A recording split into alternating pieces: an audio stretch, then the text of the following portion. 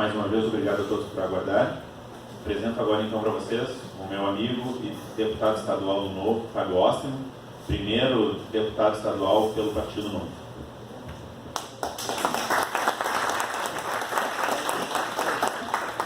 Obrigado, pessoal. Boa noite a todos. Precisa de microfone? Sim, não. Precisa. Melhor com o microfone, então. Tá filmando, não é isso? Tem que cuidar o que eu falo, então Não, tranquilo. Obrigado, pessoal, pela presença de todos. Obrigado, Rodrigo, Gessé, enfim, os filiados de Viamão, pelo convite e realização. Prazer estar de volta aqui. Desculpa o atraso, mas enfim, o negócio está realmente corrido hoje. Por exemplo, além de comissão de economia, sessão, a gente passou a tarde em reuniões com o Ministério Público e Brigada Militar para obter maiores informações sobre a questão que vai vir à votação daqui 2 semanas das bebidas nos estádios. Então a gente, enfim, acaba tendo uma série de atribuições. Além disso, no caminho para cá eu passei na Rádio Metropolitana Web, cumprindo um compromisso que eu tinha assumido com eles de voltar lá após eleito. Então eu passei ali, conheci o estúdio ali, enfim. E, claro, um compromisso com os filiados da cidade, com as pessoas que se engajaram aqui, para defender as ideias do Novo, em especial a Laura, que foi candidata aqui nesse último ano, e está nos prestigiando aqui direto de Nova York agora, é isso, Laura? Tração internacional. Enfim, e eu pessoalmente, obviamente, sou muito grato por todos os 690 votos que eu recebi aqui nessa cidade. Espero poder representá-los lá no Parlamento, defendendo as nossas ideias, defendendo os compromissos que eu defendi durante a campanha, e é isso aí. Mas o que eu vim fazer aqui mesmo é apresentar o Novo. Depois, claro, a gente pode bater um papo sobre o que a gente tem feito nessas 3 semanas e meia de mandato, o que a gente pretende fazer, etc. E, claro, o que a gente pode fazer para o Viamão. Vamos combinar um gesto aí para avisar assim que passa, beleza? Bom, rapidamente, quem é que nunca assistiu uma apresentação do Novo? Ótimo, sempre bom. Bom, o Novo começou a ser concebido ali a partir de 2008, 2009, por um grupo de pessoas que se sentia, assim como eu imagino vocês, pouco satisfeitos com a política do Brasil. Eles começaram a pensar, o que a gente vai fazer? A gente vai fazer uma ONG?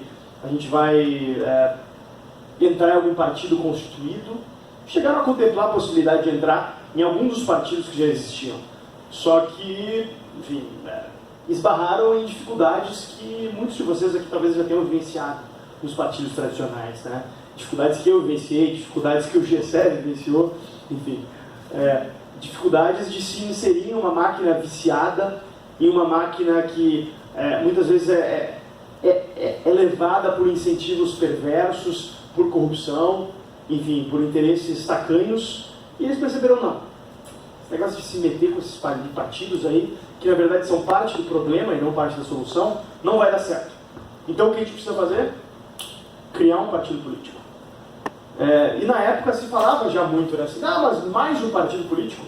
Na época, em 2011, quando o Novo foi criado como um partido de formação, acho que existiam já uns 28 partidos,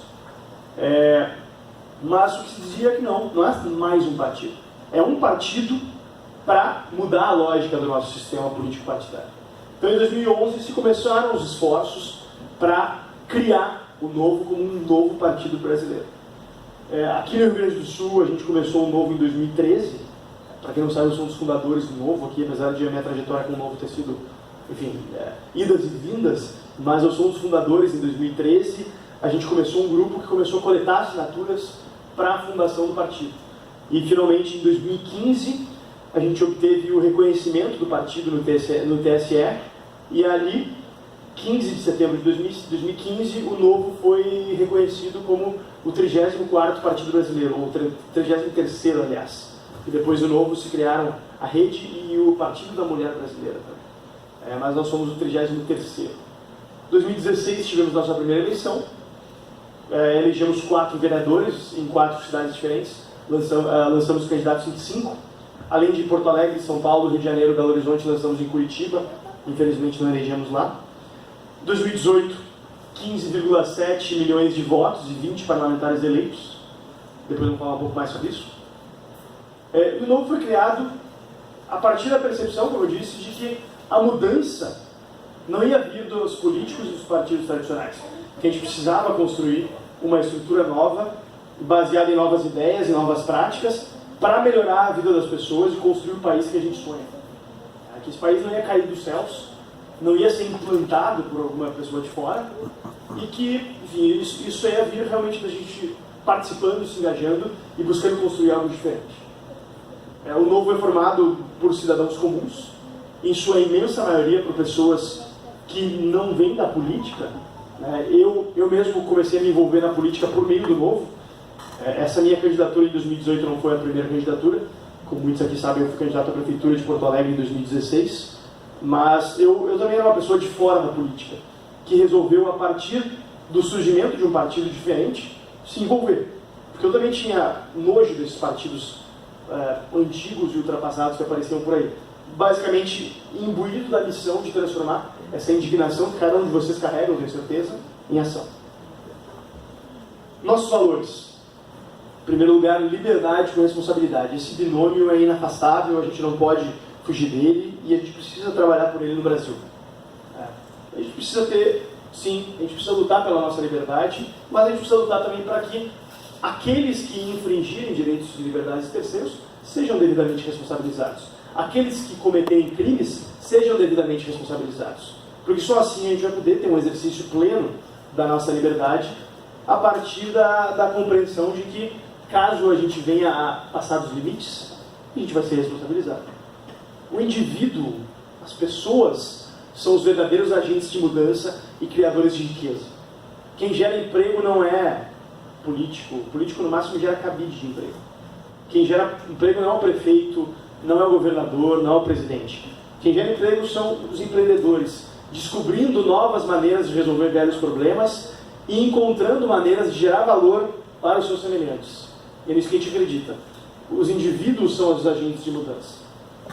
Livre mercado, ou seja, a gente acredita que a livre cooperação social, sem precisar passar pela autorização, pelo beneplácito, pelo carimbo de um político ou de um burocrata, é o melhor caminho para o desenvolvimento do nosso país. A gente precisa ser livre para empreender, para trabalhar, para transacionar bens e serviços da maneira que a gente preferir. E isso deve ser, essa é a base das nações desenvolvidas mundo afora. E não o estatismo, o dirigismo, o intervencionismo. Nenhum país, dos países que a gente olha para eles, pensa, poxa, esse país é rico. Se tornou rico, basicamente injetando dinheiro do governo, contratando funcionário público, criando cabide de emprego e investindo em gastança estatal. Não.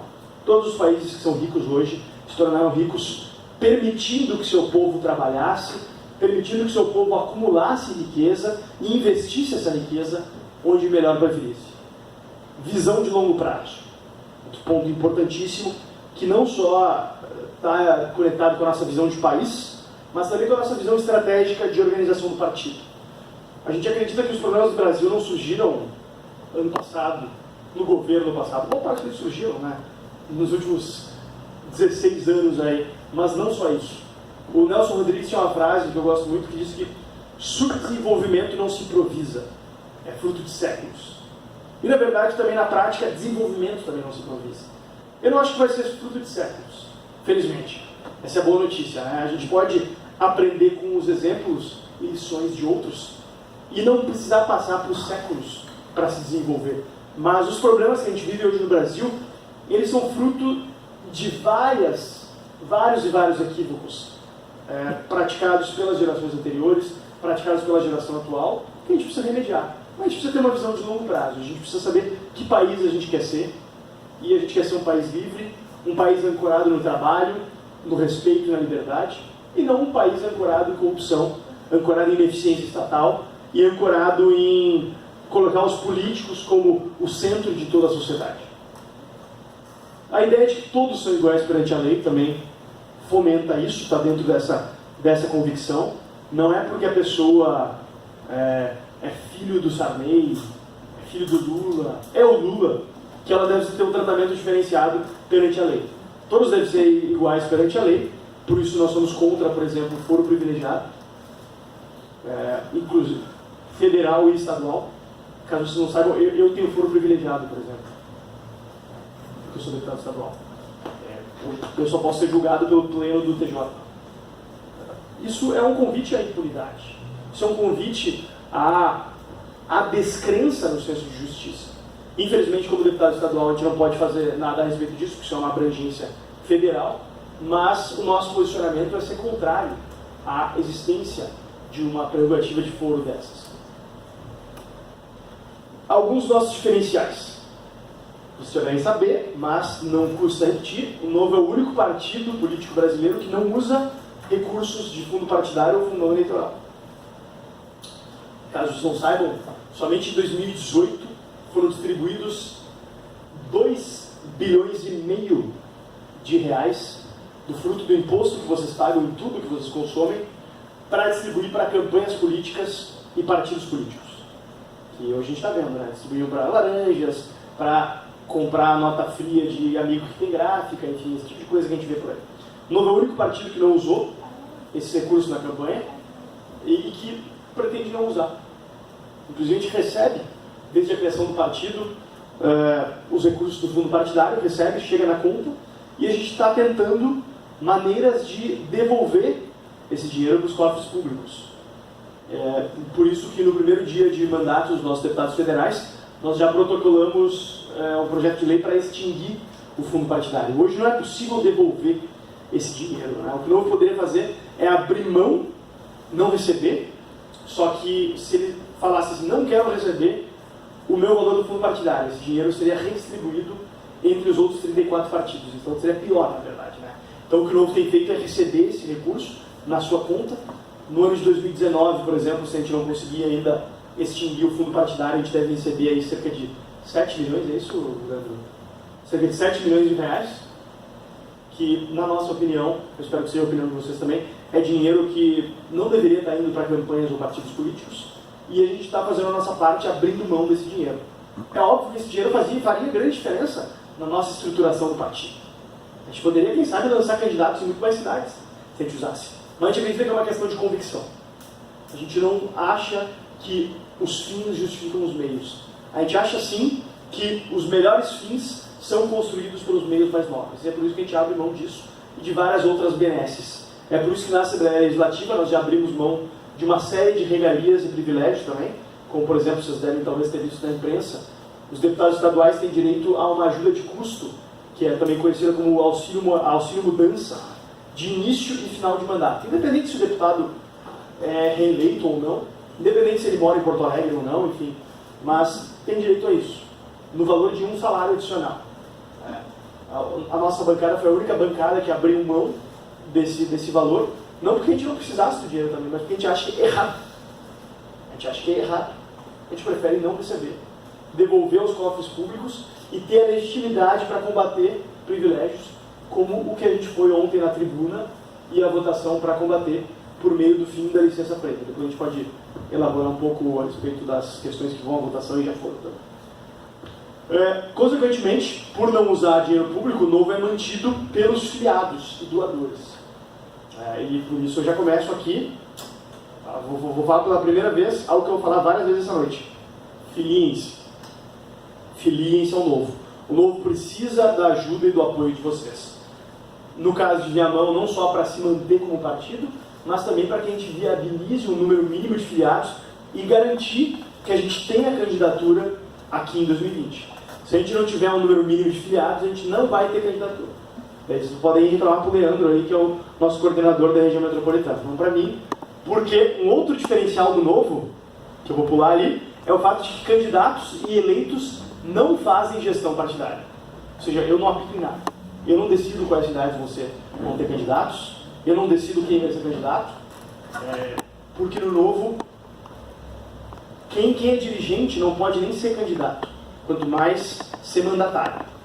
Então, por exemplo, a gente teve, Brasil afora, várias pessoas que eram presidentes municipais, estaduais, e deixaram esse cargo um ano antes para poder se candidatar.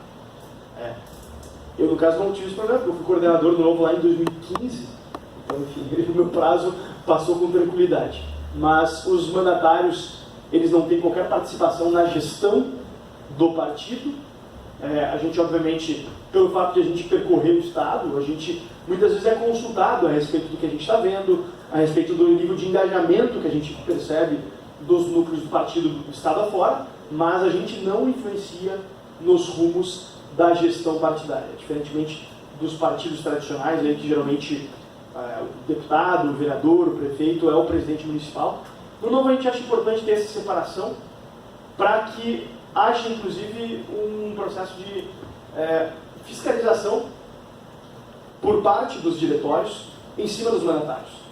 Eu e meu colega de Assembleia, nós frequentemente prestamos conta a respeito das nossas ações, das nossas votações ao diretório estadual.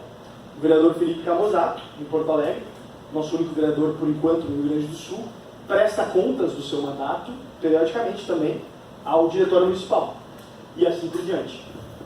Todos os filiados devem ter ficha limpa, é um diferencial interessante também.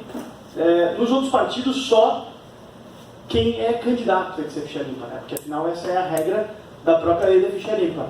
Muitos de vocês devem ter visto, talvez, durante a campanha, o pessoal falando assim, vote em mim porque eu sou ficha limpa. Na verdade, para ser candidato tem que ser ficha limpa. Por isso que o Lula, por exemplo, não pôde ser candidato, porque ele não era ficha limpa, lembrando, né? Mas no Novo, para ser filiado, tem que ser ficha limpa. O que quer dizer que a gente acha que, bom, se o cara não pode sequer ser candidato, por que a gente deveria permitir que a pessoa influenciasse nos rumos do partido como um filiado? Porque a gente quer que os nossos filiados participem efetivamente, mas a gente tem que ter alguns pressupostos éticos e servir de exemplo para a política. Os nossos candidatos passam por processo seletivo. Aliás, além da Laura, o Rodrigo também foi candidato a vereador. Tem mais algum candidato aqui? Alguém que foi candidato aqui antes? O Rodrigo foi candidato a vereador em Porto Alegre em 2016. Passou por um processo seletivo também. Em 2018, eu e a Laura fomos aprovados aqui no processo seletivo. E foi um processo seletivo de várias etapas, com prova escrita, com entrevista, tinha que fazer um vídeo, tinha que responder perguntas sobre o funcionamento, sobre o processo legislativo, sobre atribuições de cada poder, enfim. Um processo seletivo que garante que o candidato tenha uma noção básica a respeito da função a qual ele está se submetendo a ser candidato, né? É um ponto fundamental. Então, enfim, que a gente acha que deveria ter nos outros partidos, né? Mas a gente não pode forçar os outros partidos. A gente pode sim dar o nosso exemplo e aplicar isso na nossa gestão partidária. O Novo não faz coligação em troca de tempo de TV ou dinheiro, algo que é muito comum nos partidos tradicionais. A gente acha que as coligações devem ser estabelecidas com finalidades programáticas, ou seja, se há uma afinidade de propósito, se coliga. Isso não vai ser mais problema para as eleições proporcionais, ou seja, para vereador e para deputado, porque a partir da próxima eleição, a princípio, não vai mais haver coligação. Então, no Brasil é sempre difícil de se definir essas coisas, né? Porque as regras mudam a toda hora. Mas, a princípio, a partir da reforma eleitoral de 2017, não vai mais ter coligação nas eleições proporcionais em 2020. Compromissos, alguns dos compromissos, né, dos nossos representantes. Acabar com privilégios, começando pelos nossos próprios. Além de que eu comentei que a gente abre mão de verbas exorbitantes, na nossa opinião, a gente também estabeleceu o critério e o compromisso de cortar em pelo menos 50% as verbas de contratação de gabinete que a gente tem, também a verba de gabinete, provavelmente dita, que a gente pode gastar com material de escritório, etc. Para vocês terem uma ideia, por exemplo, na Assembleia Legislativa a verba básica de um deputado é R$ 15.200 por mês, que é a verba para combustível, para material de escritório, etc. Aliás, verba de combustível entra na verba de gabinete? Entra, eu, como sou o líder da bancada, tenho direito a uma verba adicional ainda. Minha verba total que eu teria direito é de 16.690. E, tipo, a gente não vai gastar... No mês de fevereiro, por exemplo, eu gastei R$ 176. Assim, eu acho que Claro, eu sou favorecido pelo fato de que eu moro em Porto Alegre. E boa parte da minha atuação política é em Porto Alegre. Mas, poxa, será que a gente precisa de R$ 16.690? A gente acha que não. E a gente acha que o primeiro passo para a gente conseguir desafiar esse tipo de prática, de gastança de dinheiro público, é a gente abrir mão do nosso próprio privilégio. Então, enfim, mas, claro, acompanhe. Aliás, deixa eu fazer um convite para vocês. Essa semana a gente começou a usar um aplicativo chamado Nosso Mandato, por meio do qual alguém aqui baixou já e já está usando? Leandro, Laura, vocês chegaram a votar na votação de ontem? Ah, legal. O Nosso Mandato é um aplicativo que permite que vocês acompanhem não só as proposições do mandato, os gastos, etc., mas que votem e se posicionem a respeito das votações que a gente vai participar no plenário da Assembleia. Ontem a gente estreou o mandato, que foi a primeira votação efetivamente. A gente votou a respeito de 2 PECs, então lá vocês encontraram uma descrição breve das PECs, a minha predisposição a respeito delas, no caso eram predisposição de voto favorável às 2, que estavam sendo votadas em segundo turno. Lá vocês podem também marcar reunião comigo e com a minha equipe, dependendo da pauta que for. Vocês podem mandar sugestões de leis, etc. Enfim, é uma plataforma interativa que a gente encontrou para poder manter um canal de feedback mais direto. E eu ontem votei a partir da minha convicção, que felizmente coincidiu com a convicção das pessoas que votaram. Se não me engano, foi o que uma pessoa só votou contra. Enfim, então, mais de 90% favorável ao voto sim às PECs. Bom, a gente tem o compromisso de atuar especificamente nessas 3 áreas, educação, saúde e segurança, porque a gente considera que essas são as áreas prioritárias que vão fazer diferença no nosso país. Ter uma companhia petrolífera, ou que no caso do Estado, ter uma companhia de gás, de mineração, de energia elétrica, não é o que vai fazer diferença no futuro do país. Aliás, tê-las tem feito diferença negativamente no futuro do nosso Estado e no futuro do nosso país, porque tira capacidade orçamentária e tira capacidade gerencial dos nossos gestores públicos também, para eles efetivarem justamente essas 3 áreas prioritárias, nas quais falta tanto. Né? Simplificar e diminuir tributos. Isso acaba sendo uma plataforma mais federal, né, que a formatação do sistema tributário passa mais pelo Congresso, mas aqui no Estado também a gente tem um papel importante em buscar dar um pouco mais de racionalidade, por exemplo, a legislação do ICMS, que a legislação do ICMS gaúcho é uma das mais extensas e mais complexas do nosso país. Quantas páginas tem, Gê? 300, 400 páginas. É um negócio ridículo. A quantidade de anexos, a quantidade de concessões e benefícios especiais, que geram, obviamente, um espaço para criação de dificuldades para a venda posterior de facilidades. É um mecanismo de corrupção, via de regra. Apoiar e incentivar iniciativas de descentralização de poder, porque a gente acredita que é um absurdo as grandes decisões do nosso país serem tomadas em Brasília, lá no meio do nada. Começou um absurdo terem construído para a cidade no meio do nada. E mais absurdo, e a continuação do absurdo, é tantas decisões importantes serem tomadas lá, desconectadas da nossa realidade, aqui em Viamão, em Porto Alegre, em Alvorada, em Cachoeirinha, enfim.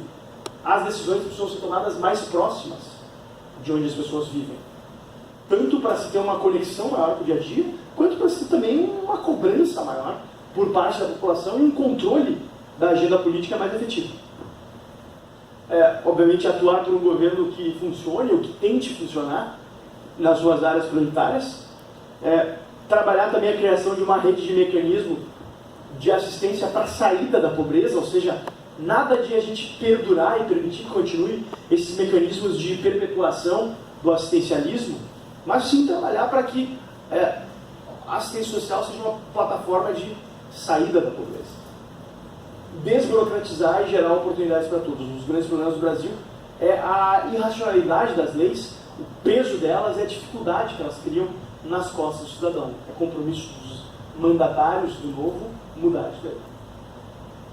Nós somos o novo. Eu sempre que eu vejo esse slide, cara, eu fico pensando, por que será que esse slide está aí? Daí eu acho que é provavelmente para eu poder fazer a piada dizendo que essa senhora não é a Dilma Rousseff, viu? Porque a Dilma Rousseff nunca poderia se filiar ao Novo. Porque no Novo existe um processo de filiação, que a pessoa vai lá no site e se filia, e o nome dela fica submetido aos filiados por 5 dias. 5 dias, né? 3 dias, para que eles busquem oferecer contestações à filiação. Coitada, essa senhora não é a Dilma Rousseff, é uma filiada de São Paulo, mas é que eu acho que ela é a cara da Dilma. Eu já pedi para tirarem esse slide. Mas, ou seja, se a Dilma Rousseff se filiasse ao Novo, por exemplo, muito provavelmente haveria uma multidão de filiados oferecendo um contraditório à tentativa de filiação dela. Isso seria julgado pelo Comitê de Ética do partido e ela provavelmente teria a filiação negada. Então isso é um mecanismo de proteção do partido dentre os vários que a gente tem. O que nós fizemos até aqui? Temos aí já... Está errado isso aí, está desatualizado inclusive. Temos hoje 26 diretórios pelo Brasil e mais um núcleo estadual. Está desatualizado também, não são quase 30 mil filiados em 1.400 cidades, são mais de 30 mil filiados. Se não me engano, o número já chegou em 33 mil filiados em mais de 1.600 cidades. O que, para quem conhece a demografia brasileira, sabe que é uma conquista tanto ter filiados em tantas cidades, porque a população brasileira se concentra basicamente ali em cerca de 400, 500 cidades, mas a gente está chegando hoje nos rincões mais afastados, o que é ótimo, o que vai ser um grande desafio para as eleições de 2020, mas é excelente que a gente já esteja chegando nessas cidades. Bom, em 2016 tivemos 4 vereadores eleitos: Janaína Lima, São Paulo; Leandro Lira, Rio de Janeiro; Matheus Simões, Belo Horizonte; e Felipe Camozato, Porto Alegre. Somente no primeiro ano de mandato eles economizaram mais de 4 milhões de reais de dinheiro público, cortando, como a gente está fazendo aqui, cortando verbas, enfim. A nossa estimativa, inclusive, a gente está fechando, deve ser na imprensa nos próximos dias, mas já passo para vocês que ela deve passar aí de 11 milhões de reais nos 4 anos de mandato. Enfim, os nossos vereadores não só se destacaram por economizar e respeitar o dinheiro público, mas também por ter uma atuação combativa contrária a privilégios, contrária à gastança pública, em defesa da liberdade, em defesa da transparência, em defesa de um regramento que permita que as pessoas trabalhem e prosperem nas suas cidades. Em 2018, grande ano, mais de 15 milhões de votos na eleição de 2018. João Amoedo, 5º colocado na eleição presidencial. Que ótimo que condensaram esse slide, né, Leandro? Antes era um para cada. Assim. João Amoedo, 5º colocado na eleição presidencial, enfim, uma eleição disputadíssima. Ele conseguiu ficar na frente de vários nomes tradicionais da política. Ficou na frente da Marina Silva, ficou na frente do Meirelles, ficou na frente do Cabo Daciolo, glória a Deus. Matheus Bandeira, em 5º lugar aqui no Rio Grande do Sul também, que só ficou atrás dos 4 nomes que eram candidaturas muito fortes também, né? Elegemos Romeu Zema, governador de Minas Gerais, 20 parlamentares eleitos, entre os quais Marcel Van Hatten, nosso deputado federal, eu e o Giuseppe Riesgo, deputados estaduais aqui no Rio Grande do Sul. Tivemos 8 deputados federais e 12 deputados estaduais ou distritais. Inclusive, agora eu percebi que eu falei o número errado agora na rádio. Eu falei 22. São 12 deputados estaduais ou distritais. Corrigi lá. Amanhã tu me corrige. Superamos a cláusula de barreira. Muita gente achava que a gente não ia conseguir superar. Para quem não sabe, a cláusula de barreira é uma votação mínima que foi estabelecida para que os partidos pudessem ter, nas próximas eleições de tempo de TV, participação em comissões permanentes e acesso a fundo partidário. No nosso caso não faz diferença o acesso a fundo partidário, mas pelo menos isso quer dizer que os outros não vão levar o recurso do fundo partidário ao qual nós teremos direito. Então, foi ótimo passar a cláusula de barreira, que esse ano foi de 1,5% em todo o Brasil nos votos para deputado federal, e pelo menos 1% em 9 estados. Em 2022 já passa para 2%, ou seja, vai aumentando, até chegar em 2030 em 3%. Aí, como eu disse, nossa bancada na Câmara Federal e nossa bancada estadual. Eu e o Giuseppe, acho que eu estou com alguns fios de barba branca a menos, porque essa foto foi aí faz uns 4 meses, logo depois da eleição. Desde lá a gente tem comparecido às sessões. Isso aí foi um dia, inclusive, que havia rumores de que a Assembleia, a legislatura anterior, ia votar aumentos para algumas categorias do serviço público, e a gente foi lá se manifestar contra. Acho que estava lá, né, Jorge, no dia, não sei se a gente levou faixas lá e tal, enfim. Não foi votado, felizmente, não foi votado até agora. Inclusive, aconteceu algo histórico no final do ano passado, que pela primeira vez em muitos anos não houve aumento para deputados estaduais. A gente acha que também, a gente acredita que em parte também se deu